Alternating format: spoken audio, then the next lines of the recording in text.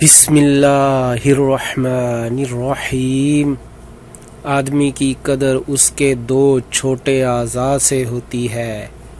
آدمی کی قدر اس کے دو چھوٹے اعضاء یعنی دل اور زبان سے ہوتی ہے۔ اگر بات کرے زبان کے زور سے اور میدان جنگ میں آئے تو بہادری سے۔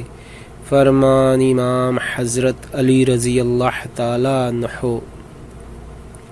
آدمی کی قدر اس کے دو چھوٹے اعضاء سے ہوتی ہے۔ آدمی کی قدر اس کے دو چھوٹے اعضاء یعنی دل اور زبان سے ہوتی ہے۔ اگر بات کرے زبان کے زور سے اور میدان جنگ میں آئے تو بہادری سے۔